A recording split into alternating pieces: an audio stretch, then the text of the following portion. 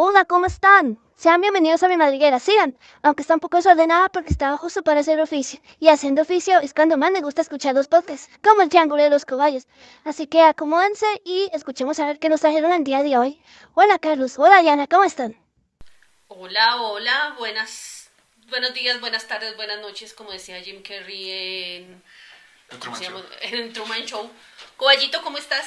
Bien, aquí viendo cómo recuerdas películas para desenredarte. Y saludos a todos los coballitos, doquiera que estén en el momento que estén. Sí, hola Cobayos, bienvenidos. Hola, Coballito Virtual. Hola Coballo Virtual, bienvenidos a este nuevo episodio de Objetos Culturales Sorpresa del Triángulo de los Caballos. Y hoy vengo a hablarte, como que hemos pasado por diferentes motivaciones para explorar los objetos. Entonces como que el primero eran como las acciones relacionadas, ¿te acuerdas? Entonces medir, que medimos el amor, categorizar con los nudos, desechar, que el capítulo del de desechar estuvo muy interesante. Y entonces hay algo que a mí se me ha vuelto gran parte de la curiosidad y es lo que sea más universal, y hay algo que definitivamente nos va a tocar a todos y El es sol. eso es natural. Hagas lo que hagas, seas quien seas, el tiempo que tienes es limitado. Es decir, todos vamos a morir. Entonces, ¿cuál crees que sea el objeto que puede estar pegando con esa condición universal de morirse? Con todo eso pega algo que no quisiera tener. Para mí el objeto que estás hablando es algo con lo que yo no comparto mucho, que son los ataúdes. Así es, Coballito. No me gustan. No, pero ¿a quién le van a gustar? O sea, es como empaquetar, es como voy a reciclar esta basura, pero la voy a empaquetar primero. En una caneca muy En fina. una caneca muy fina. O sea, no Y me voy va, a dejar ¿sí? endeudada a mi familia para Sí. que pague una cosa carísima que no. Y después si no pagan simbólicamente los van a torturar con que van a mover mi caja. No me gusta. Pero sí, ya, los ataúdes. Entonces, yo dije, pues, claro, yo también tengo ahí mis resistencias, pero creo que también en este mundo de locos da para todo, y ahorita vas a ver un poco cómo ha sido la evolución del esto. Sí, lo loco. Bueno, entonces lo primero es, el rito funerario es clave para decir que un grupo humano se acercó a la cultura. Le Sí, destroza al cielo. sí. Entonces, las culturas primarias, entonces, hacían un ejercicio de deshacerse de los restos de la manera más ambiental y más natural posible. Que me parece Venga, muy lo loco. quemamos, o que yo te cubro con alguna manta de las que hablamos en el capítulo anterior para que vuelvas a la tierra. O hasta eso de mandarte a nadar al Brahmaputra para que te medio putras, también funciona. O sea, En últimas también es el tema de esto que era una materia, cumplió su ciclo. Entonces, bueno, vuelve a... esos ritos funerarios muy naturalistas que me parecen crudos pero bellos, Bastante lógicos, además. pues vienen siendo reemplazados por estas dinámicas propias de las jerarquías que se instalaron en Occidente. Y entonces, bueno, los primeros antecedentes que tenemos, naturalmente, los sarcófagos en Egipto, hechos de piedra, pero en esos sarcófagos eso no era para todo el mundo, eso era únicamente para la realeza y los nobles. Qué raro. Sí, los sarcófagos entonces se decoraban con las inscripciones jeroglíficas, dibujaban al difunto, y podían tener cosas tan extravagantes como la tumba del faraón Tutankamón, que estaba forrada en oro. También los egipcios utilizaban ataúdes de madera pintados, y esos diseños, esas pinturas que se hacían ahí generalmente daban cuenta de anécdotas, historias del pobre cristiano, bueno, en ese entonces no era cristiano, No del había pobre cristiano. Ramsiano, que estaba allá adentro. Los chinos también, hay hallazgos desde la dinastía Han en la que se encontraban entonces ataúdes en maderas muy finas, decorados, pintados, y en el ataúd pues le metían unas moneditas de oro y unas piedras preciosas. Los sepultaban con las ropas finas en seda, con las ropas bordadas en oro. Pero ahí la primera cosa es, el ataúd solo era digno para los cuerpos importantes en vida. En la Europa medieval, entonces, cofrecitos sencillos de madera, se metía el muertito, se enterraba el muertito. Entra el muerto, sale la peste.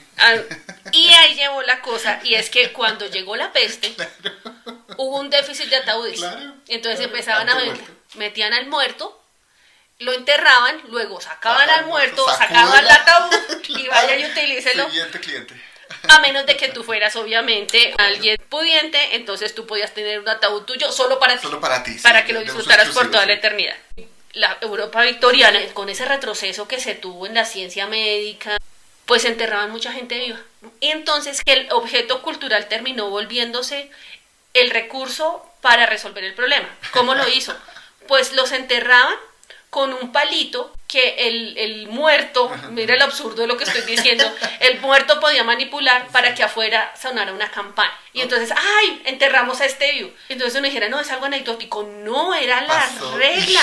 Y llegó al tal punto el asunto que desarrollaron ataúdes que tenían complejos sistemas de tubos de respiración. Por si la persona no alcanzaba a sonar la campana mientras iban y lo sacaban, no le alcanzaba el aire. Sí. Y hay incluso una patente de 1868 del señor Frank Wester. Entonces, el señor Wester se inventó un ataúd que tenía un tubo de respiración y la campana. Eso se popularizó un montón. O sea, toda una oportunidad de negocio para nuestros cobayos. Una app que permita al que entierren con su celular avisar que se está muriendo en un ataúd. Que me enterraron, sí, exacto. No aplica para cremación, ¿no? Aptaúd. Ese sería como el aptaúd. Hasta para oportunidades de negocio sirve este podcast. Listo, entonces la guerra civil en Estados Unidos pues tuvo cientos de miles de víctimas. Entonces estos soldados tenían que ser enterrados con un mínimo de dignidad y los devolvían a su lugar natal, pues cuando llegaban el cuerpo estaba en completa descomposición, claro. Se estallaban los ataúdes. Claro. Entonces el señor Almond Dunbar Fisk patentó el ataúd de hierro en el siglo XIX. El tema de los ataúdes era básicamente una caja donde para mandarlos a bajo tierra o enterrarlos en las criptas. Entonces, ventajas, pues obviamente aguantaba el transporte de un lado al otro, no se estallaban, mantenía condiciones mínimas de temperatura. ¿Qué ocurre como en el mundo ahora con los ataúdes? A mí me parece muy curioso que el ataúd está forrado, acolchonado, porque para que el cuerpo no sufra, el cuerpo ya no sientes, que ni siquiera tiene terminaciones nerviosas. En fin. Sí, pero sobre ese principio de la comodidad y el cuidado de ese cuerpo que se va para el más allá, existen unas variedades bien interesantes. En Ghana hay una cosa que se llaman los ataúdes de fantasía, en el pueblo del Ga. Y son un ataúd que te personalizan con aspectos de tu vida, de tu profesión, de tus aficiones, de tus sueños. Entonces uno puede encontrar ataúdes completamente diseñados, qué sé yo.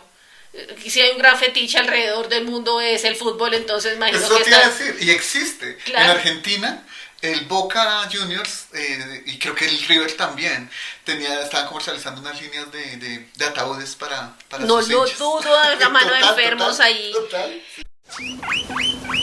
La empresa Safer en 2006 comercializó este producto para el Boca Juniors en conjunto con una estrategia mundial de posicionar el Boca como una marca. Eso incluía vinos, su propia línea de taxis y otros productos similares que realmente no funcionaron muy bien. Sin embargo, en 2024, una funeraria de La Coruña lo ofrece para los hinchas del Deportivo de La Coruña, que por cierto es el equipo que le gusta a Carlos en España. Y además allá tú puedes hacer que el ataúd parezca un avión, parezca un pescado, parezca un carro.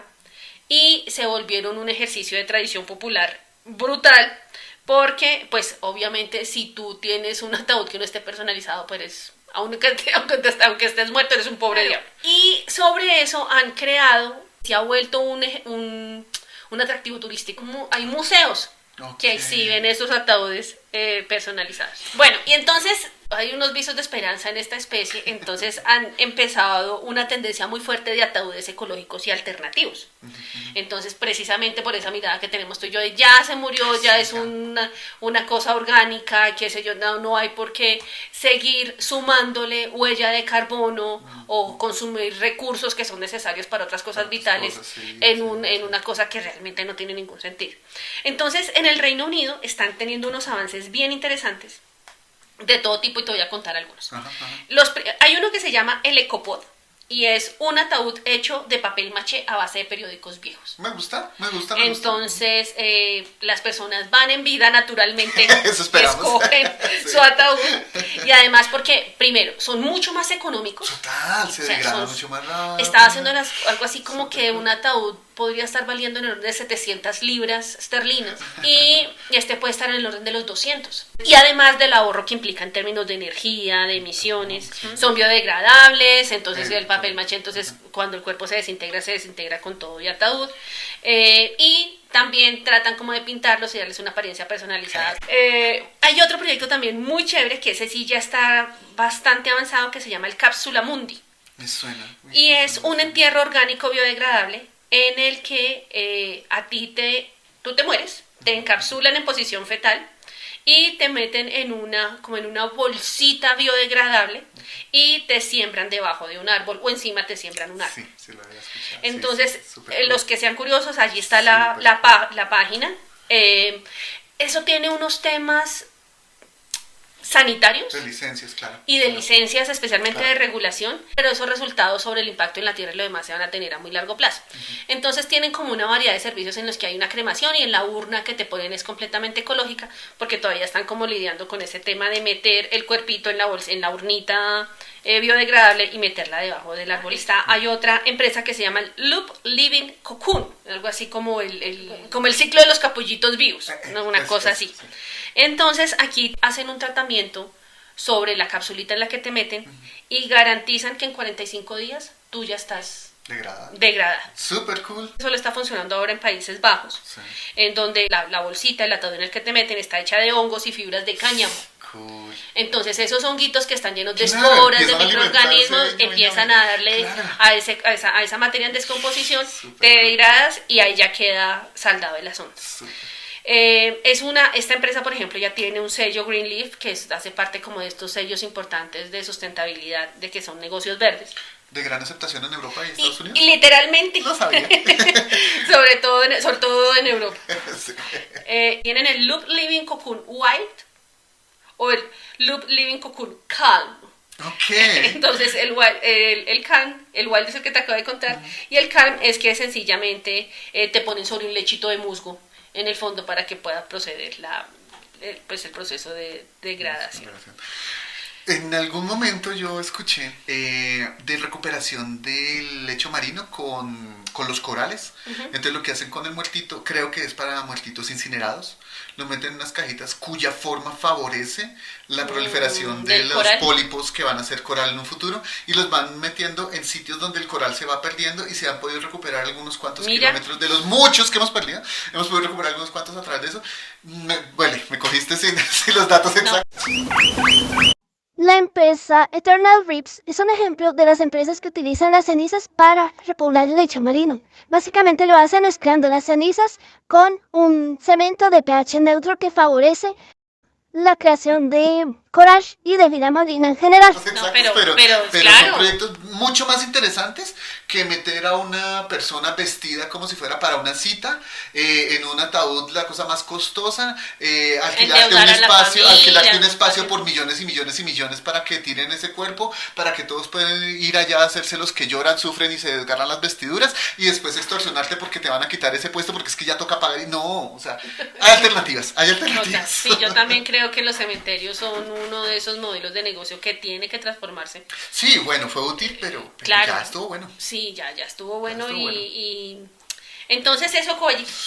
Me parece interesantísimo porque le juega algo. Yo estaba pensando durante todo tu narración, eso está en el humano. Claro. Y me parece que los temas de muerte, de ataúdes y de qué hacemos con esos, cómo disponemos sus cuerpos, pasan un poco a veces por ese morbo del ser humano respecto, que de pronto es lo que no deja avanzar, y todavía estamos con modelos muy antiguos de los cementerios y del tratamiento de los cuerpos y de la tanatología. Me excusan los caballitos que sean tanatólogos, me corregirán, pero son modelos que necesitarían actualizarse, y vemos claro. que hay salida.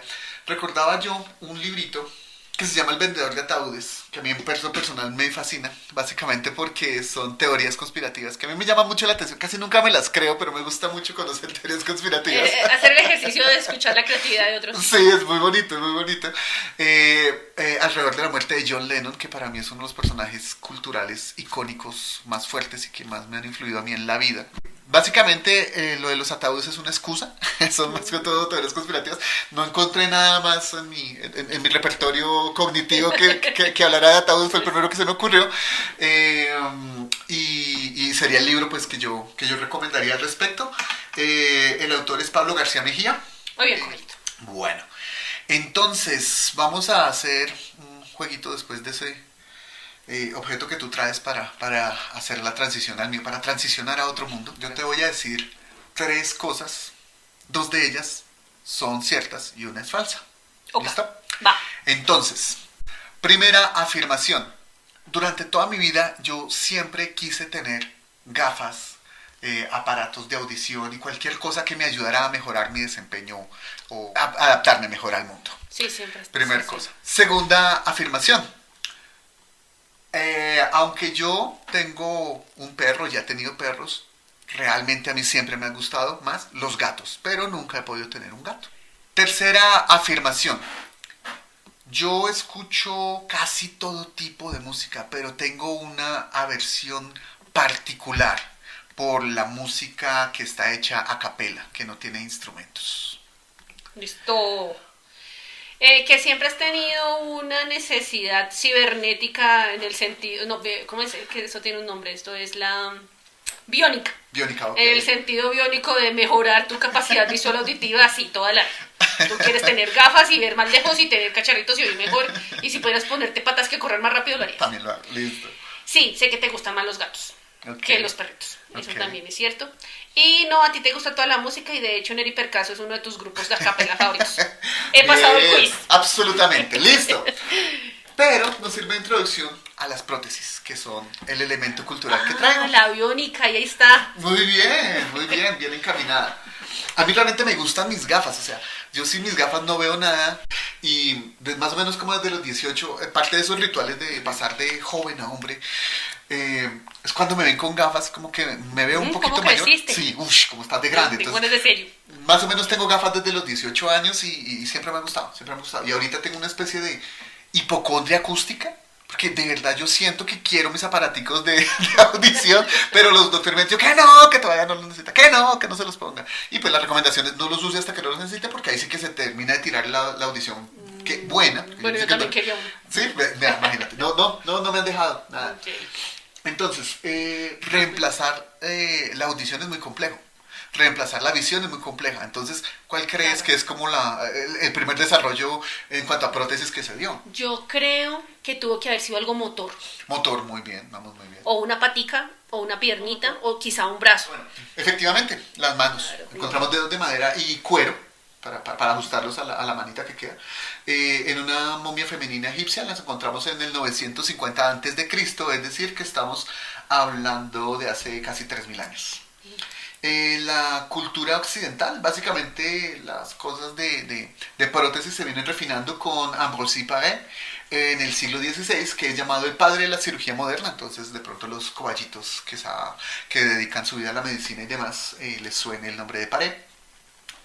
Y básicamente trata de hacerlas más sofisticadas y más funcionales. Su principal aporte es que las manos y las piernas ya venían con articulaciones, porque pues antes era, ok, no tienes, pongo un palito. Pero pues es difícil hacer una articulación. Claro. Eso suena papitas, pero hacerlo es otro cuento. Y de ahí a la fecha, pues básicamente hemos estado perfeccionando el diseño. Hay prótesis de piernas para niños, por ejemplo, que tienen formas de superhéroes, alegorías a superhéroes y demás. Se han vuelto más sofisticadas, obviamente. Ya los materiales son más cómodos, más ligeros, más resistentes, más adaptados como a las necesidades del humano en cuanto a ajustes y sujeciones y demás. Eso es como lo que más ha venido desarrollando. Pero a mí en lo personal lo que me descresta, si de ser sincero, son las prótesis dentales. Okay. Porque es que en ese ambiente, con el trabajo tan fuerte que hacen los dientes todo el tiempo, con la saliva ahí presente, con restos de con comida, los no sé cuántos kilos de presión que tenemos de de mandíbula. mandíbula, o sea, El ser humano es capaz de ejercer 77 libras de presión por centímetro cuadrado. Es decir, es como si paráramos un niño pequeño de 38 kilos en cada centímetro cuadrado. Eso es mucha presión. a mí me descrestan, de verdad, las prótesis. Y las prótesis dentales ahorita son súper bien hechas. Como la de Diomedes. Como la de Diomedes, sí señora. Para los coballitos que no saben de qué Diomedes hablamos, los que estén perdidos, Diomedes Díaz, que cuando estaba vivo tenía una prótesis en uno de sus dientes, tenía instalado un diamante. Un implante de diamantes, sí señora. Y, de hecho, en Egipto, las prótesis dentales que se encuentran son hechas con marfil y oro. Y los etruscos usaban dientes pobres de oro. elefantes. Claro, dientes de oro y de otros animales.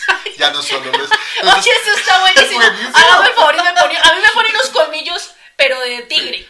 Yo quiero es uno de marrano, hijo de pucha, porque yo lo que quiero De es más jabalí. de jabalí, que me vea bien elegante. Y póngale un diamante en la punta.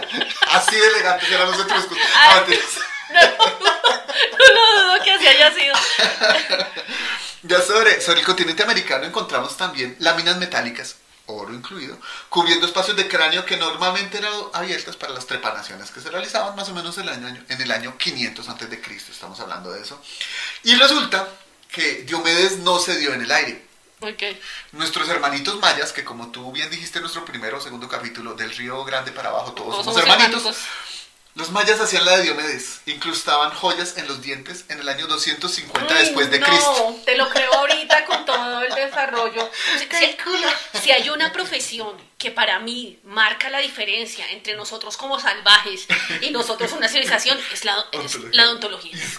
Y pues poquito antes de la invasión europea de 1492, hay evidencias de prótesis de extremidades en tribus del norte del continente. En la India tienen un libro que es el Shuhultra Samhita, nuevamente gracias a los caballitos hindúes o que hablen tamil o alguno hindi o alguno de los casi 2000 lenguas que tienen ellos, y nos diga cómo se dice, yo le digo. Es un tratado quirúrgico, cobayo, del 500 antes de Cristo. Es tal vez hasta donde yo sé, el tratado quirúrgico más antiguo de la humanidad. Y ahí hablaban de hacer prótesis de nariz con injertos de piel. Y en China y Japón no hay indicios muy claros respecto a la antigüedad de las prótesis, pero, oh sorpresa, también las hacían antes de que los occidentales les dijeran cómo mojarla. En general, el propósito de las prótesis es mejorar la comodidad y permitir un mejor desempeño en la vida diaria. Pero puede haber una agencia diferente detrás de cada desarrollo de las prótesis. Hablemos, por ejemplo, de las prótesis mamarias.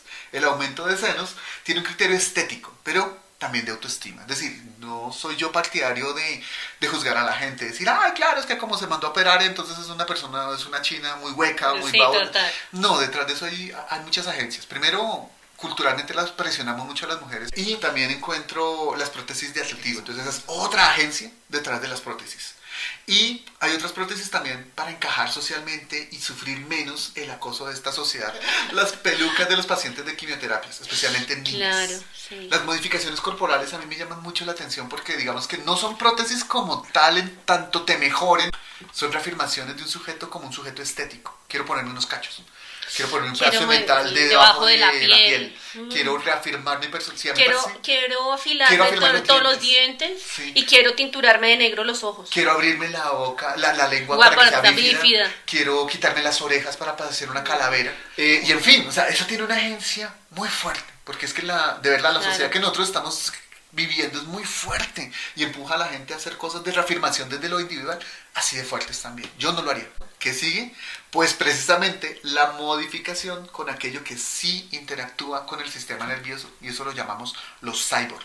Es decir, la hibridación de lo orgánico con lo tecnológico, no ya para reemplazar las funciones que perdimos o necesitamos encajar, sino para mejorarlas y darles algunas que incluso nosotros no poseíamos orgánicamente y que trabajan en conjunto con nuestras funciones biológicas, donde ya nos metemos con unos cuentos súper distópicos y súper agresivos y súper existencialistas también. Claro, que ya nos cuestionan qué es ser humano y hasta dónde va lo humano y lo biológico. O sea, Isaac Asimov en sus cuentos, cuando plantea cómo el reemplazo paulatino de mi cuerpo orgánico por partes mecánicas o digitales o lo que quiera que sea, hasta llegar al cerebro positrónico, como en el hombre bicentenario, ¿dónde termina mi esencia de humanidad? La palabra cyborg viene básicamente de contraer las palabras en inglés cybernetic y organism. Que tú seas un bicho cyborg también te obliga a ponerte en condición de relacionamiento como si fueras un humano y no como una máquina.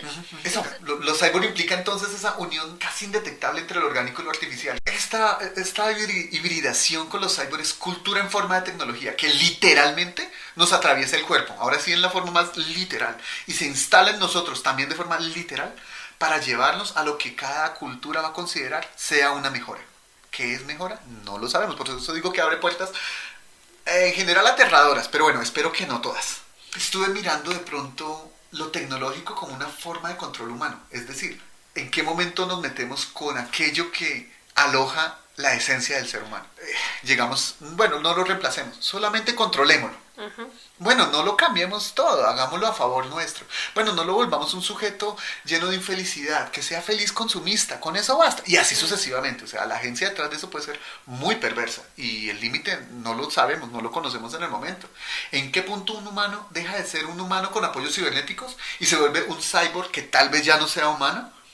¿A qué humanos refieren entonces los derechos humanos cuando lleguemos a ese punto? Claro. ¿Y los animales no humanos qué? Porque así como empezamos con nosotros, seguimos con los animalitos no humanos. Ya tenemos espuelas, tenemos herraduras, eso es... Eso es una manera de biónica. ¿De biónica? Bueno, de biomimetismo más que de biónica, pero bien. Pero igual claro. sigue siendo una prótesis. Y le estamos metiendo una agencia humana al cuerpo animal no humano. Yo recuerdo ahí el concepto de deshumanización del arte de Ortega y Gasset.